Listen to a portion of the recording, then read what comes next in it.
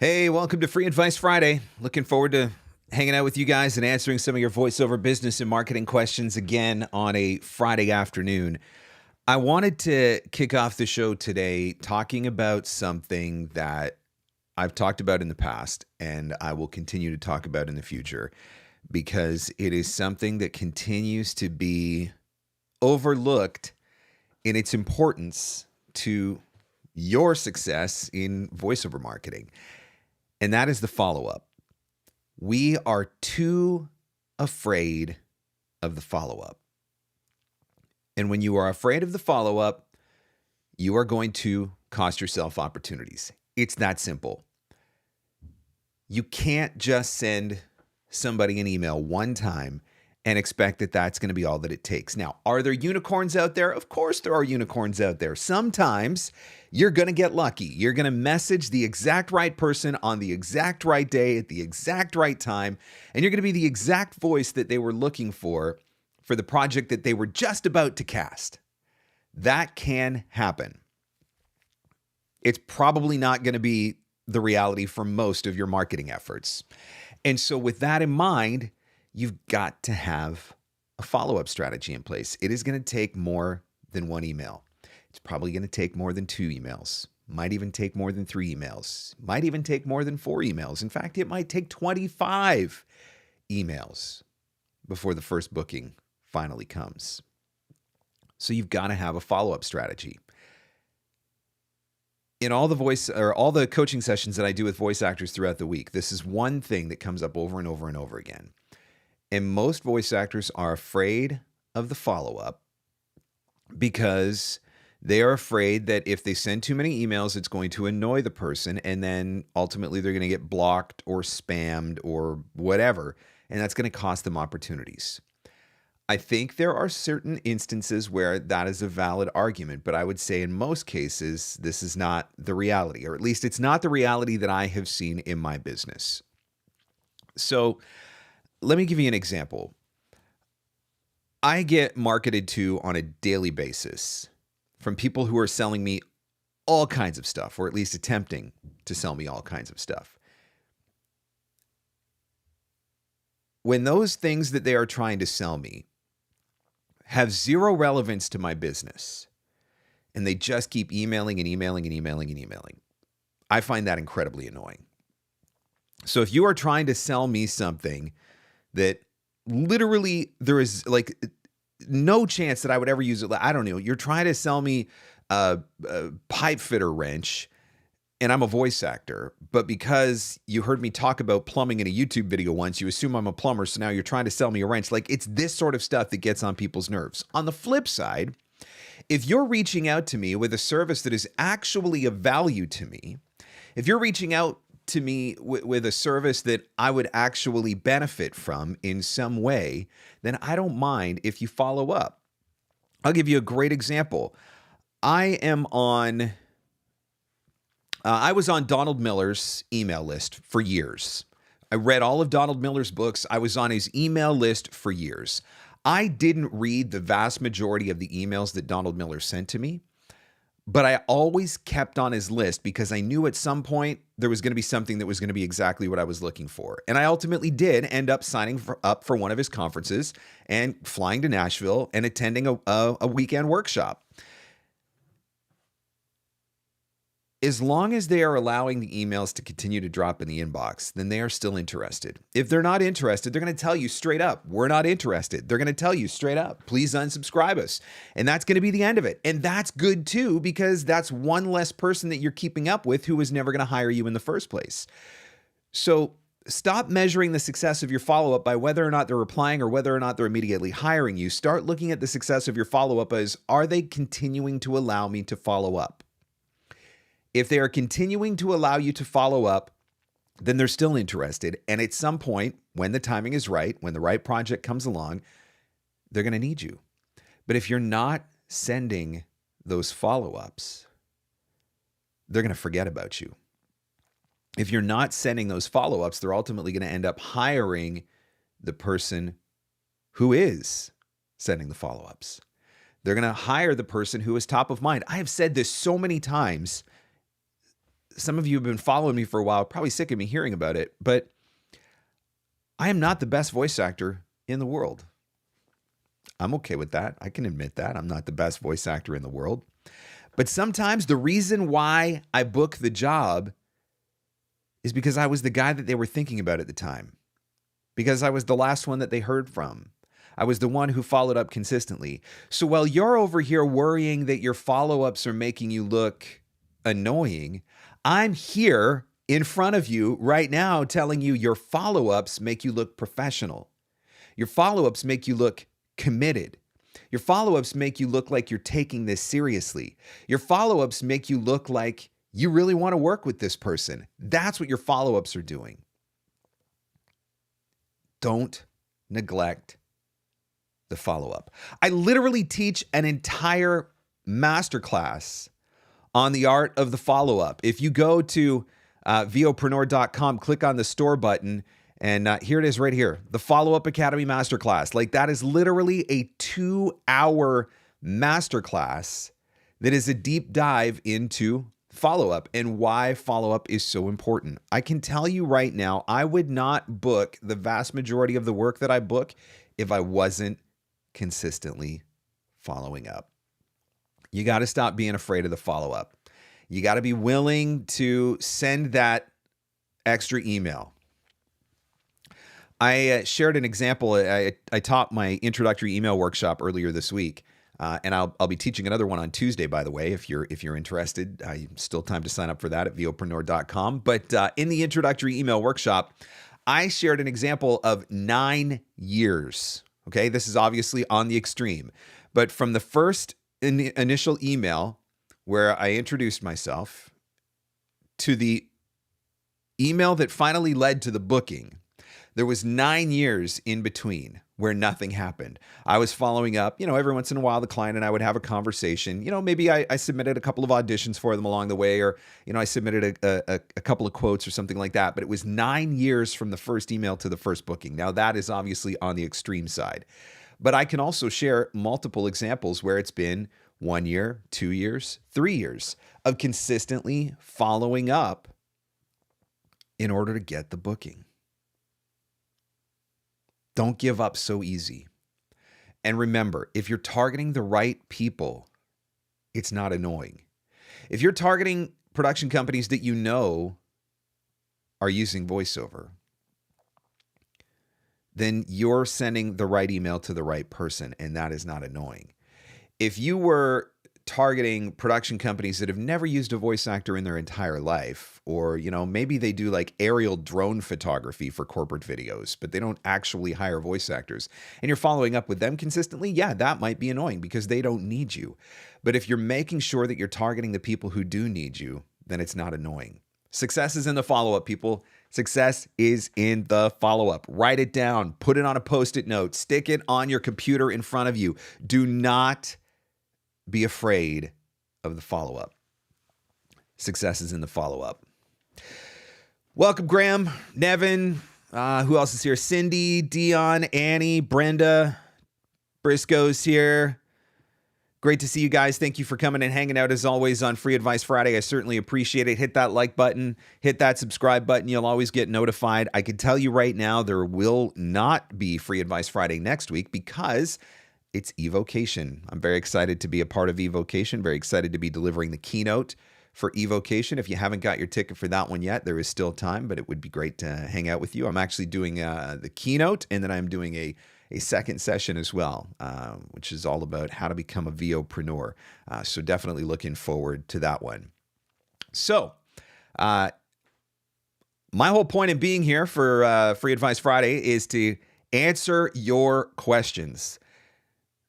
So if you got a question that you would like to ask and get answered, type it in the comments. Just put a Q beside it if you wouldn't mind. It helps to pop out on my screen. Makes it a little bit easier for me to see once the chat gets really hopping. And I'm certainly happy to answer as many of your questions as I can. So don't be shy. That is what I am here for. I am here to answer your questions. Don't F you the F you. Bruce Walker, there you go. Don't F you the follow-up. That is one way to put it. That is a memorable way to put it, Bruce. So there you go. Make sure that you are doing your follow-ups. All right, let's see. Briscoe, how can I present a good value proposition in a B2B initial cold email? I think that a big part of determining your value proposition is first and foremost figuring out who you're reaching out to and what you have to offer that specific person. So I think there's a few different ways that you can look at this. I have a different value proposition for commercial VO than I have for e-learning VO because I think the needs of a commercial production company are different from the needs of an e-learning company. And so I rewrite my benefit statement in my marketing email to reflect those differences. And so, for example, with a commercial client, part of your value proposition might be your home studio, your Source Connect, broadcast quality audio, maybe your U87, whatever it is. That might be part of your value proposition to a commercial client. On the flip side, for an e-learning client, they're not as concerned about broadcast quality sound and Source Connect sessions. Not very many e-learning clients want to do Source Connect sessions. So you've got to figure out what speaks to this client. What do I specifically offer to that client? So that's one thing I think you can think about. The other thing that I think you can think about is, what do you bring to the table specifically? You might have value propositions for different types of clients just based on who you are, what you do, what you know, jobs you've worked in the past, skill sets that you have, special education or training that you've taken.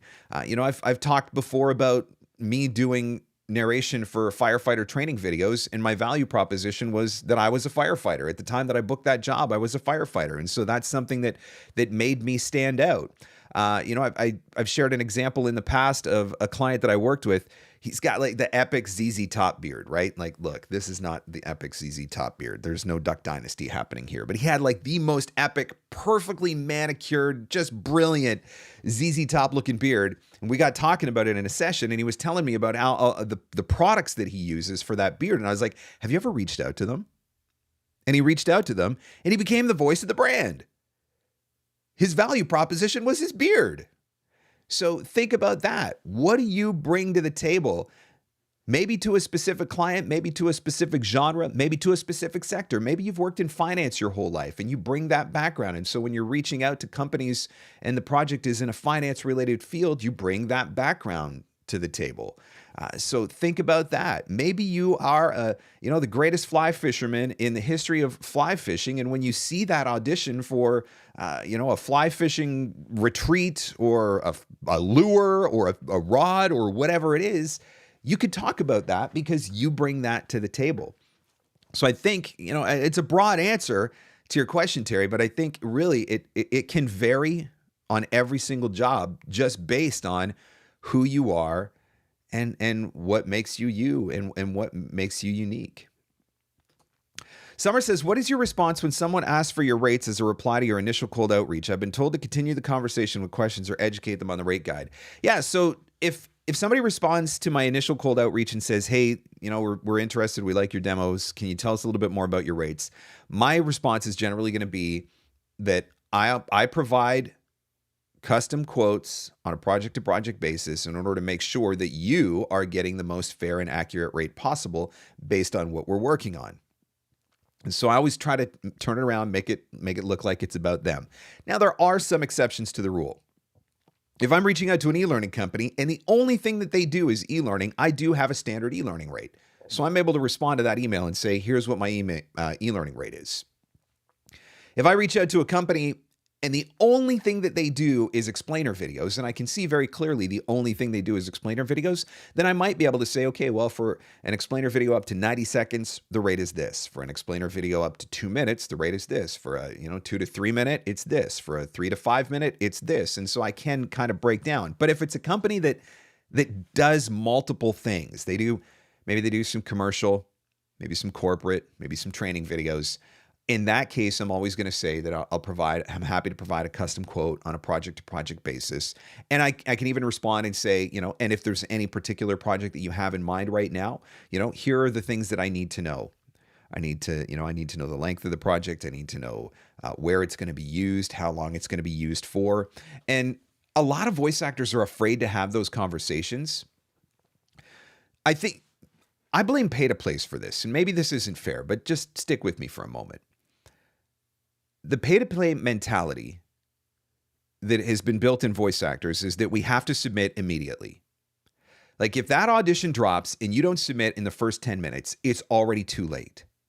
And so we go into panic mode where we're like, I got to get this audition submitted because otherwise 50 other people are going to have submitted before I even got a chance. And so we have this fear-based mentality towards pay-to-play that if we don't submit immediately, we've already lost the gig. And I think the problem is we've translated that into other aspects of the business. And so our mindset is, if I don't respond to this client immediately, answering the question they asked immediately, I'm going to lose the job, or they're going to think I'm not professional, or they're going to think I don't know what I'm talking about. And it's just not true. And so we get afraid to have those conversations, but you should be always willing to have that conversation. I think when you come back to them with qualifying questions, how long is it? Where's it going to be used? How long is it going to be used for? Is it broadcast or non-broadcast? Is there paid placement behind it? When you ask questions like that, that's not going to annoy the client. That's going to make you look more professional to the client. Oh, this guy must know what he's talking about. He's asking some really smart questions. Or, we didn't even realize that those things impacted rate. Well, here's the information that you're looking for. So don't ever be afraid to ask those qualifying questions and to try to follow up. But always be cautious about throwing out blanket rates unless you know with certainty that that particular client only does one thing. And by the way, don't ever be afraid to ask for the budget. Hey, thanks so much for reaching out. I'd be happy to provide a custom quote for you. There's a couple of things that I need to know in order to make sure that I'm providing the most fair and accurate quote possible. If you could let me know where it's going to be used, how long it's going to be used for, and how long the project is. And hey, if you've got a budget that you're trying to work with, let me know and I'll take that into consideration. That's how you respond. Somebody came to make an appearance. So for those of you who jumped in, look, if I bring my baby on and you don't hit that like button, I'm not doing Free Advice Friday for you guys anymore. So you better hit that like button for my baby.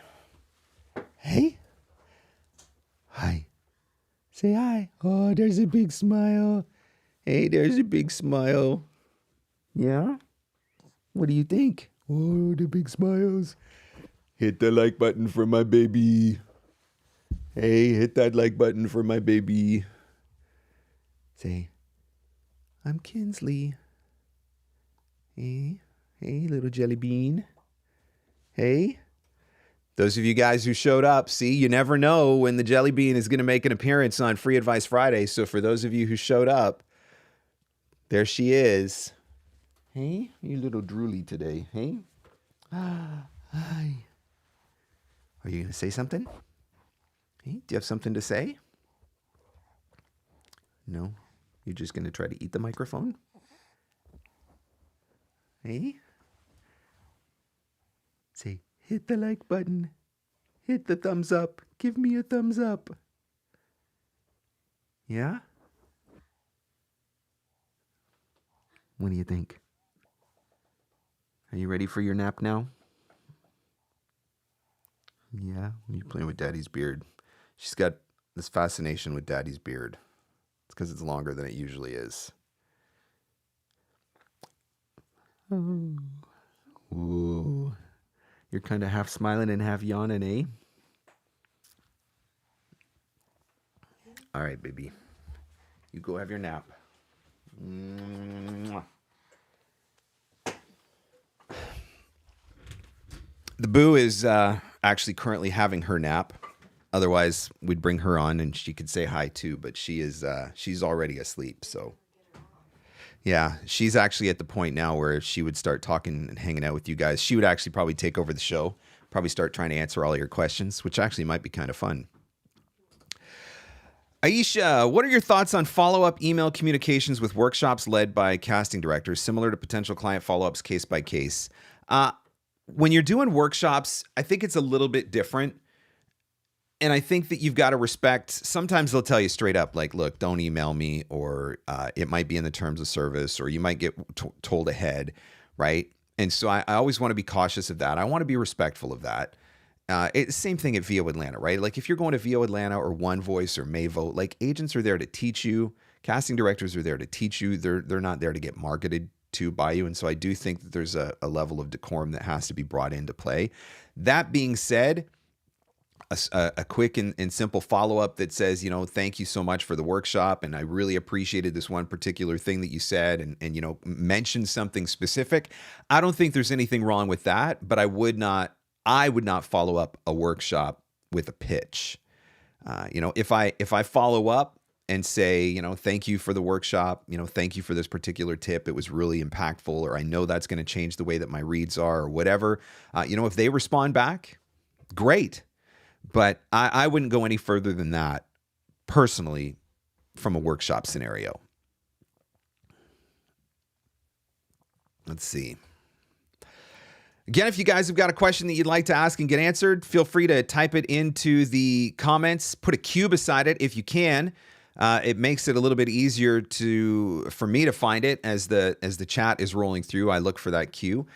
So I'd certainly appreciate if you could do that. Don't be shy. Sarah says, what do you say in the follow-ups? I mean, it seems like you will be repeating the same thing over and over again. Man, it depends on the scenario. So if I'm following up on a new lead, so somebody that I've just reached out to for the first time, my follow-up just might be, hey, just wanted to pop this back to the top of your inbox, or did you have an opportunity to listen to my demo, or are there any questions I can answer for you about my voiceover service? Can we jump on Zoom and have a quick 15-minute chat or something like that? Follow-ups to prospects, so the people who have expressed an interest in working with you, that's a little bit different. I'm always trying to figure out how can I add a little bit of value. And so that might come in the form of highlighting another area of my service that would be a benefit to them. It might be in providing them value in some other way. So, hey, I came across this podcast. I thought that might have relevance to you, or I saw this article. It made me think of you, or, it can be little things like that as well. But it shouldn't just be a series of emails that are always saying, have you got any work for me? Have you got any work for me? Have you got any work for me? Don't do that. This man over here soliciting likes with bribery. That's right. Bring the baby on. Wait for the likes to come.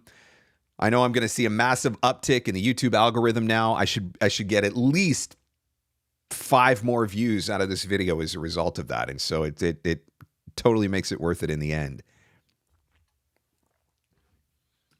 Oh, make no mistake about it, Cindy. I know that you're not here for the advice. I know everybody comes in hopes that they get to see the baby. I got to reschedule Free Advice Friday because of the fact that it does happen during nap time, and so it always makes it tough. So Kinsley was just getting ready to fall asleep, and I was like, keep her awake for 10 more minutes. And so now, if she doesn't sleep for the rest of the afternoon because we screwed up her routine, just know that it's going to be your fault, and my wife is going to come after you all. So just, be prepared for that. All right. Mariella says hello from Costa Rica. Nice. Welcome. Thanks for watching all the way from Costa Rica. I appreciate that. Love to have people from all over the place, which is it. That's the beauty of the internet, right? Never know where somebody's coming from.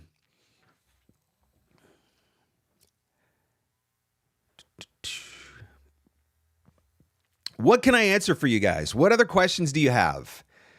Don't be shy with Free Advice Friday. I am here to answer your questions. Again, if you do have a question, feel free to type it into the comments. Put that Q beside it.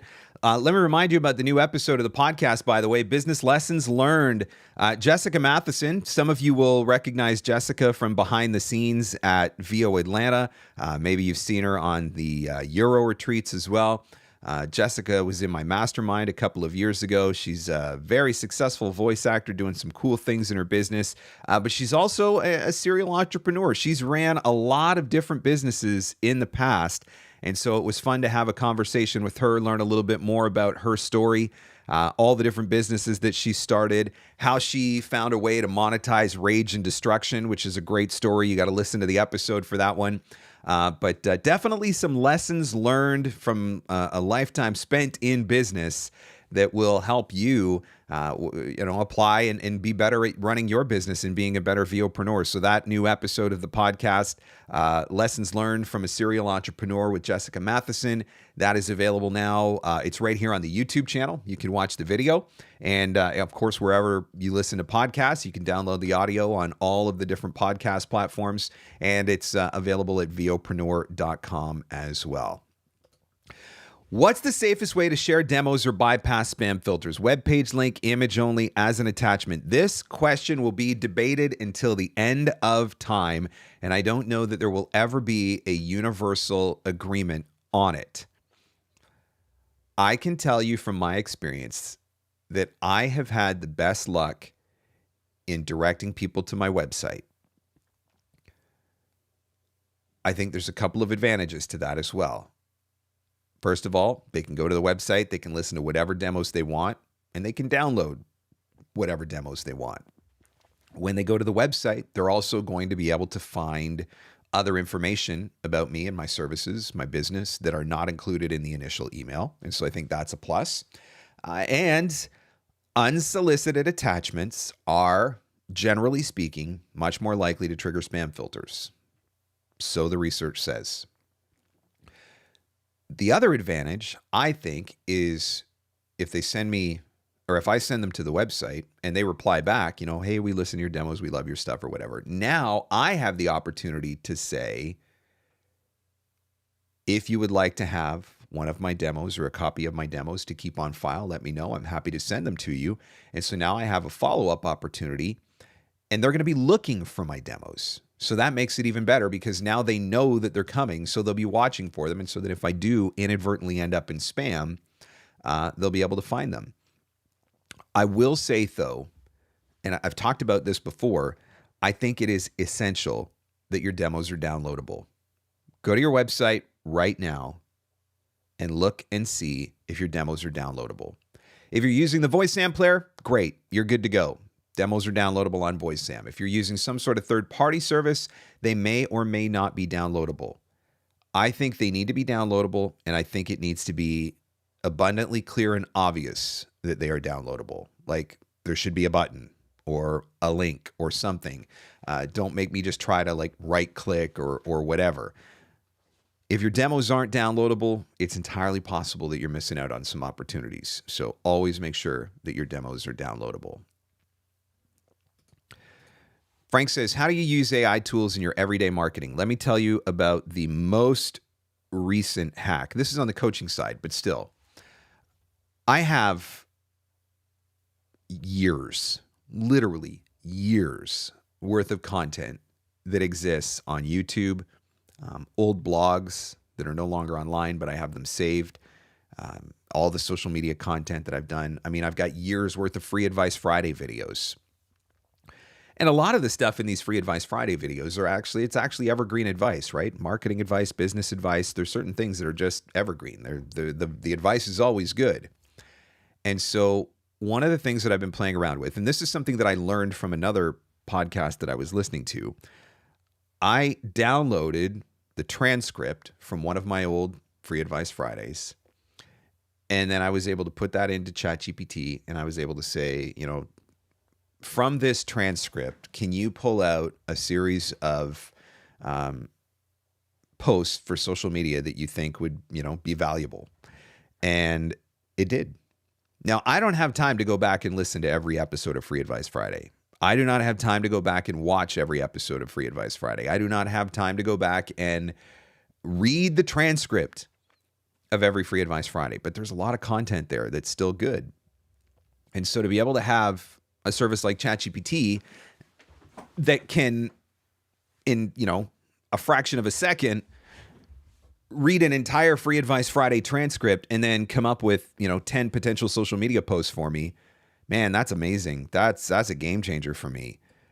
So that is one of the things that I've been doing with it lately. Have I been using it specifically in marketing my voiceover business? Not yet, because the main thing that I'm doing in marketing my voiceover business is writing emails. And I just don't think that, so far from my experience, I just don't think that ChatGPT writes great emails. I think they all look the same. And so when they all look the same, even if they're personalized, they're generic. Does that make sense? I get emails on a daily basis from people who are trying to sell me SEO, people who are trying to get on my podcast, people who are trying to sell me website design, people who are trying to sell me lead lists, all these different things. And every once in a while, the emails look almost identical, regardless of whatever it is that they're trying to sell me. And I'm 90% sure that is something that they've, hey, ChatGPT, can you write me a marketing email, blah, blah, blah, blah, blah. And it just spits out the exact same thing over and over and over again. So I haven't really played around with it a whole lot for that. But I've definitely been using it more as a brainstorming tool, helping me come up with ideas for social media content, and different things like that. And that has been incredibly helpful. I have yet to get ChatGPT to produce anything for me that I used copy and paste, but I've absolutely had ChatGPT put out some stuff for me that I thought, okay, I can take that and work with it. I can take that and rewrite it into my own voice, or I can use that as the seed and grow that into an idea. And so it's been absolutely fantastic for that. Tab says, I messaged a repeat client today to see if he needed to schedule a session because I had booked a few jobs out of town on screen and wanted to take time for his team if he needed. Is that too forward? I always think if I'm going to be out of town for a few days and I've got clients that do work with me consistently, I will always let them know that I'm going to be out of town. I like to pre-warn people, hey, I'm going to be out of town for a week, or I'm going to be out of town for a few days or whatever. And I'm happy to get anything that you may need done before I go, or I'll get you on my schedule for as soon as I get back or something like that. So that's how I treat the out of office stuff. But yeah, if you've got clients that use you on a regular basis, something like that, I don't think it hurts. I don't think it hurts. Erica says, when do you open your mastermind again? I will be sending out emails to potential members in November. One of the prerequisites for me for being in the mastermind is that you have taken VoiceOver Marketing Playbook, which is my main flagship marketing course. And the biggest reason for that is because at least I know if you've taken Playbook, I know where you're at as far as everybody's on the same page from a marketing standpoint. At least they've got the foundation. They got the foundation. That doesn't mean everybody's doing the same thing. It doesn't mean everybody's got the same goals. It certainly doesn't mean that everybody's at the same point in their career, because that is not the case. But at least everybody's got a foundation that we can build on throughout the year. And so anybody that has taken Playbook, if you are interested in the mastermind for 2025, holy cow, 2025. Yeah, November. The emails will go out sometime in November.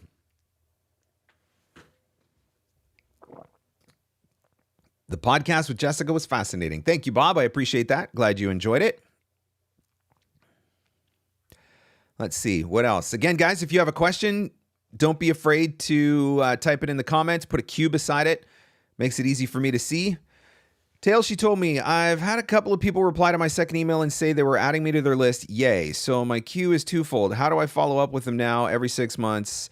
Okay. And for those that don't reply, what is a good third follow-up? Okay. So when somebody says, we'll add you to the list, we loved your demos, we'll keep you in mind, we'll put you on our roster, any kind of positive response. At that point, I convert them from lead to prospect in my CRM. And at that point, they do go into a different follow-up cycle. And generally speaking, I'm trying to reach out to those people every 30 days or so, and getting in their inbox in some capacity. And I shouldn't even say that, not even specifically their inbox, but getting in front of them in some capacity every 30 days or so. It might be their inbox, but that's also where I can take advantage of social media. One of the things that I would say, if you have had a response where they have said, we loved your stuff, we'll add you to our roster, we'll keep you in mind, whatever.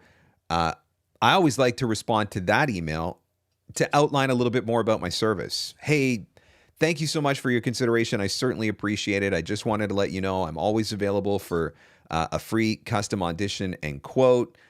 Feel free to send me a script anytime. Are there any questions that I can answer for you? Is there anything else you would like to know about my business? Can we jump on a Zoom call? Or, so follow up in that way, just to try to keep the conversation going a little bit further. Don't just give up at that point. Like that, now that's them inviting you into the door. If they invite you in the door, you don't just go sit on the couch and not say anything for the rest of the night. If they invite you in the door, you sit down and you have a conversation with them. And so try to have a conversation with them. Doesn't mean they're going to, but at least you can reach out, try to follow up, offer a little bit more information, give them a little bit more insight, talk a little bit about how the process of working with you or what that looks like, things of that nature that you can try to keep the conversation going a little bit further. Cindy says, I haven't explored ChatGPT, but it's time. Yeah, I understand the hesitancy. I genuinely understand the hesitancy. And I still have a little bit of it myself. Like I did not jump into ChatGPT immediately. It took me, I was probably out for 6 months before I started to play around with it a little bit. And the first few times that I played around with it, I thought it was mostly useless. Then I started to learn more about it. I actually just this week signed up for an AI course. I want to learn more. I want to understand it. I mean, if this is a thing that is potentially going to take over my business one day, I feel like it would be good for me to have an understanding of how it works and to know a little bit more about it. At the same time, if this is a tool that I can use to grow my business or I can leverage for certain aspects of my business, I'm interested in learning that as well. So I will tell you guys, like, I'm not an expert. I'm still very early in my journey of trying to understand some of this stuff. I do not have voice clones. I have not done any of that sort of stuff yet. I did build a voice model with a legitimate, reputable company about 2 years ago. That company's now gone. They got bought out, and my voice clone, I think, has just been shelved. I haven't done anything else since then. I am not opposed to that in the right circumstance. If I can get a good contract, fair rates, that whole sort of thing. But using it as a brainstorming buddy has been huge for me. It really has. I create a lot of content. I don't know if you guys noticed or not. I'm around a lot. Coming up with Free Advice Friday every week. Coming up with podcasts every week. Posts for the VOpreneur group and the playbook group and different things like that. Like, that's a lot of content that has to get created. And up to this point, it's something that I've always done completely on my own. And so having a tool like ChatGPT that I can use to help me think things through a little bit differently, see things from a different perspective, maybe consider something I hadn't considered before, it's been really valuable for me. What else? Let's see. If you've been working with a client on a very low rate multiple times, they really like your work, how do you approach asking for better pay? Yeah, it's not easy. The first rule, I would say, are you willing to walk away? You have to be willing to walk away. I found myself in that situation early in my career where I agreed to rates that I probably shouldn't have agreed to, didn't know any better. There was no GVAA rate guide at that point in time. And so I took rates that I probably shouldn't have took. As I got further down the road and I recognized that I had taken rates that I probably shouldn't have took, I had to have some conversations with some clients. And I knew that in order to have that conversation, I had to be willing to walk away. Because the one thing that I knew for sure was if I was working for a low rate and I came to them and said, can we talk about a rate increase?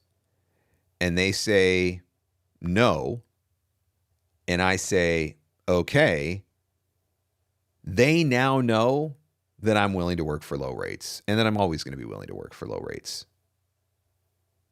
So to have negotiation power in that instance, you have to be willing to walk away. Depending on how low the rates are and how long you've been working with that client and how much of a raise you're trying to get, it is a very realistic possibility that you're going to have to walk away. If you don't, or if you're not willing, just know that you will probably be stuck at that point for a long time to come. Now, one of the things that you can talk about right now is something that everybody is talking about. Inflation has been an issue. Prices have been going up. Cost of living has been impacted. If this business is running a legitimate business, chances are they have raised their rates for their clients. And so it shouldn't be a surprise when you come and raise your rates for your clients. I just did that with one of my longtime clients. I hadn't had a raise and I hadn't asked for a raise in a few years, but I went back to them and I said, hey, look, you know what's going on right now. And I'm just wondering if you'd be willing to have this conversation with me. And they're like, we totally understand. And they gave me a nice little bump in pay. So be willing to walk away, but also be able to approach the conversation professionally and logically. You can't just come and be like, I want to double my rates or whatever. Can you ask for a 20% bump or a 25% bump and try to get it if that's enough for you? Maybe. And then maybe you make a point of asking for it again next year. Right? Get into the habit of bumping rates every year. Prices go up every year. Inflation is an annual thing. And so it's something to think about. But I think those are a couple of the things that to take into consideration. But just know no matter what, it's not going to be an easy conversation. But this is part of being a VOpreneur. It's one of the conversations that we have to have. Let's see. What else is going on? Again, if you guys have questions, don't be afraid to type it in the comments. Put a Q beside it when you do type it in the comments, and I'm certainly doing my best to answer as many questions as I can. Just a reminder, I am teaching an introductory email workshop on Tuesday. So this is going to happen at 7 p.m. Eastern, live via Zoom. This will not be recorded. This is a live workshop. It's limited to 10 people. There's maybe 3 spots left, I think. I'm going to help you write a better email. This workshop is divided into 3 different segments. In the first segment, I teach you some of the foundational information that you need to know about writing an email. In the second segment, I take the email that you're currently working with and edit it in real time with you. We do it together.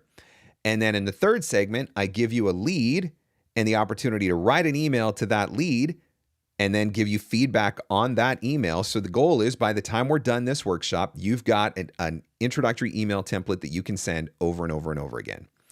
So I just taught one of these on Tuesday, went fantastic. Very excited to teach another one this week. If you go to VOpreneur.com and click on the store button, it's right here. Email workshop, September 17th. You can register. I think there's 3 spots left. If you want to grab that. So again, that is happening on Tuesday night, 7 p.m. Eastern, and it is happening live. Remember, this is happening live, so you will not be able to get access to a video recording. Okay, let's see. What else is going on?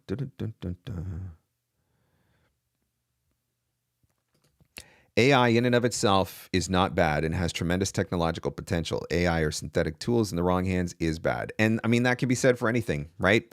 There's always going to be people who are going to take technology that's been created for good and use it for bad. Is it going to be the thing that destroys the human race? I really hope not. I'm in the process of reading The Singularity is Nearer. It's the new book from Ray Kurzweil. Let me just tell you, I am barely smart enough to read that book. Like, there's a lot of it. I'm only a couple chapters in, and there's a lot of it that I'm like, I have no idea what this guy's talking about. Or I got to read that again. But again, it's all part of me wanting to learn more about this technology. I've probably read about 6 books on AI now, just trying to understand the technology and trying to figure out what does it mean? How's it going to impact me? How can I use it? How can I turn it into a tool, right? I don't want to just stick my head in the sand. And I think a lot of voice actors now are sticking their head in the sand, and I think that's fear-based, and that's understandable. If I didn't have the knowledge that I have about the subject, I would be in that same boat probably, but that's why. I don't want to be in that boat, so that's why I'm trying to do everything I can to learn as much about it now so that I can hopefully be prepared. Brenda says, do you have an opinion on having a YouTube channel or not to promote yourself? I only have demos on mine, so should I do something else with it? I think that YouTube is the second largest search engine on the internet. And so I don't think that there is ever a bad or a downside to having yourself on the second largest search engine on the internet. For a really long time, I had a YouTube channel that was all that was on it. And so it initially started out with just my demos. And then over time, I started to add projects that I was working on. I built out playlists, when my clients would post projects that I was working on. And that was this channel in the beginning. Obviously, it turned into something else ultimately. But yeah, I don't think there's anything wrong with that. I think having yourself available and having your demos available in as many places as possible just makes you more discoverable. You can post them for free on YouTube. Why not? If you've got video versions, do it. You can post them for free on Vimeo. Why not? If you got video versions, do it.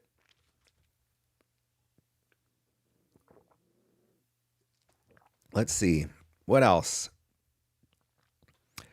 Where is the sign up? Cindy, are you talking about the sign up for the email workshop? That's at VOpreneur.com and click on the store button. So when you go to VOpreneur.com, hang on, bring it up. VOpreneur.com, click store up here. There's the email workshop right there, if that's what you were talking about anyway. Everything that I offer. Playbook coming back October 1st to 8th. You can join the wait list. You can do that from there. Job titles guide, subject line guide, all my master classes and my other workshops that I've taught, private coaching. Everything's there at VOpreneur.com, and then click on to the store button.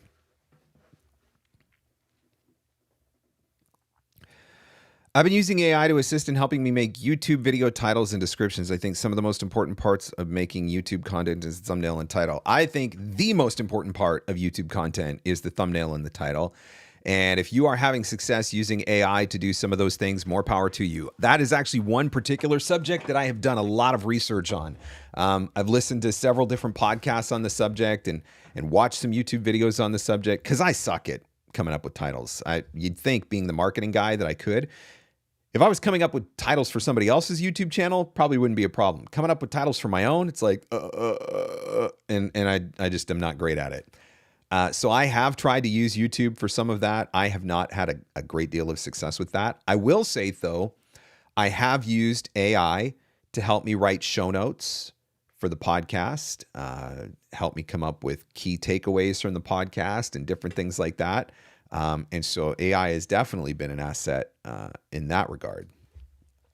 Frank says, I'm new to all this. Your store has so much stuff, and there are things like your coming workshop. Are any of those things in the playbook, or is it all extra? Playbook is its own standalone thing, Frank. I believe you and I have a session coming up, don't we?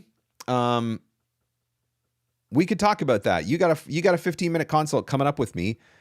So let's have a conversation in that consult, and I can point you in a direction. I'll tell you straight up, Frank, you should not buy any of my stuff. Or Frank, I think this class would be perfect for you, or whatever. Like, I'll be honest with you and tell you, Frank, you don't need me yet. You need this guy or that guy or whatever.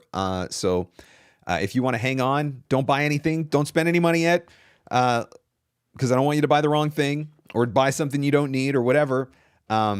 So we can have that conversation when we do our consult together.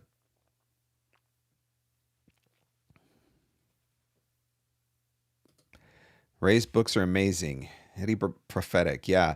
I did not read The Singularity is Near was the first one, obviously, that he and I didn't read that one. I don't even know that I was familiar with them at that point. But I did order the new one and I started reading it. And when he started getting into like explaining the logistics of building a neural network, and I was like, oh my gosh, I just want you to tell me if I'm going to survive the AI revolution or if we're all going to die. Like, maybe I should just skip to the last chapter. Maybe just get to that part. I'm like, I do not need to know how to build a neural network. I am never going to build a neural network. Frank, I never got a confirmation email on that. All right. I will look into that after the live stream, Frank. I will double check. Because I think we had a session yesterday, but you didn't show up for it 2 days ago. I don't know. Anyway, whatever. I'm making a note right now. Check consult meeting. I will look into it, Frank, and I will message you as soon as we get off the live stream. What are your favorite books or resources for shifting your mindset? Ooh, Erica, good question. One of the best that I have read, let me find it, is by Carol Dweck. I will tell you right now, it is not the most exciting read that you will ever go through, but it is fantastic. And it will definitely get you thinking about things from a different perspective.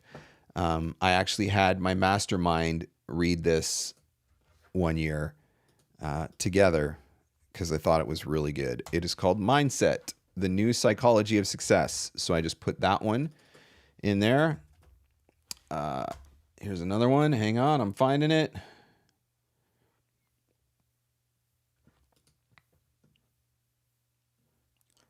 I believe it is this one.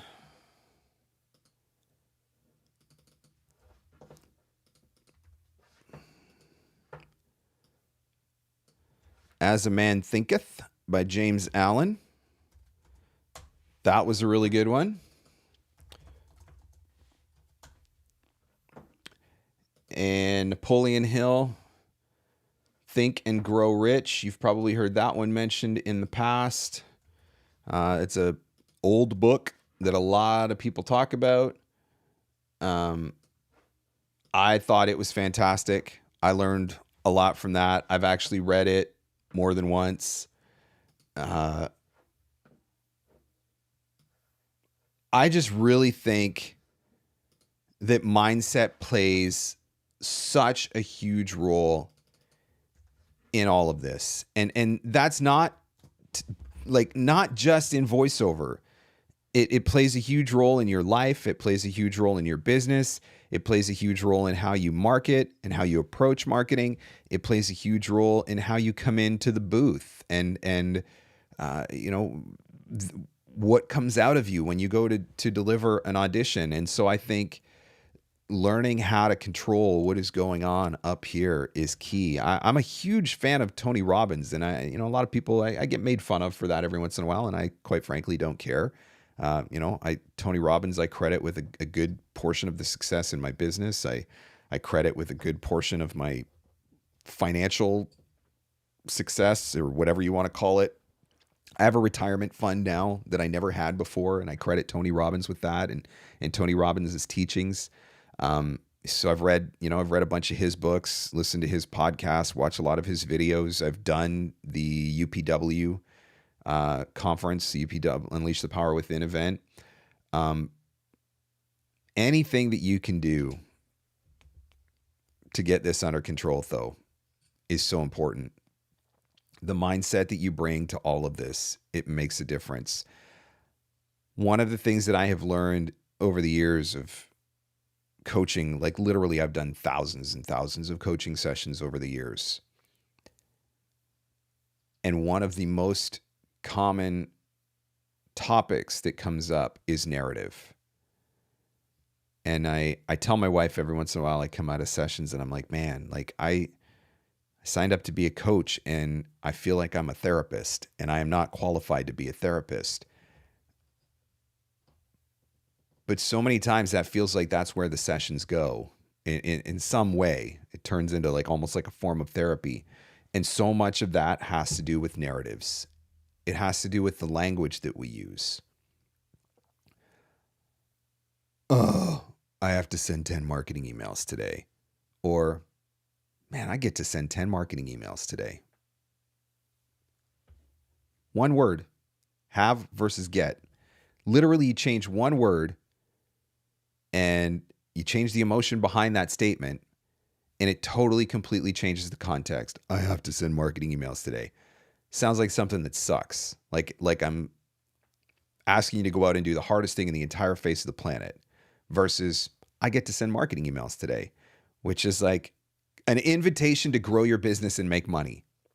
One word and a slight change in mindset completely changes the context of marketing, just like that.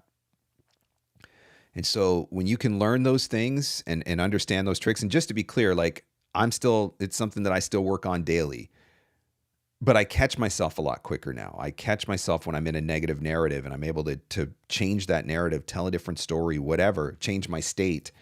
Man, it's a game changer. It's a game changer. It's why I teach. There's a module in VoiceOver Marketing Playbook that literally talks about mindset. There's an entire module dedicated to mindset because that's how important that I think it is. I just finished reading Deep Work. That's a great book. I've read that one. Millionaire Mission and 100 Million Leads. A lot of people disagree with Hormozi's perspective and approach to business, but I relate to it. I just found out about the 100 Million Leads like 2 nights ago. So I have not read that one yet, but it's going on my reading list because I'm very intrigued by it. But Deep Work was fantastic. I was doing deep work before I fully understood what deep work is. And now that I understand what deep work is a little bit better, I'm able to do it a little bit more efficiently. But Deep Work by Cal Newport, that is a great read. I'm a huge reader. I spend way too much money on books. To give you perspective, I just had 18, it's almost embarrassing to admit it. I just had 18 new books delivered this week. Like literally they just came yesterday because my wife told me about this website called Book Outlet, which she probably wishes she had never told me about. And I can buy a ton of books off of there. And some of the books that I'm buying there, they might be, a few years old or whatever, but I'm getting them for like a third of the price of what I would get them anywhere else. And so like literally look at this.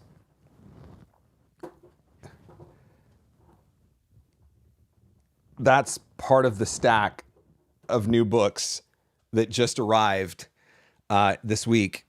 I haven't even had a chance to put them away yet. They're just sitting there stacked. And they're not all there because I've already started reading a couple of them. So libraries are awesome, Mark. Try them. Yeah, I know, but there's something about having it myself and having a bookshelf.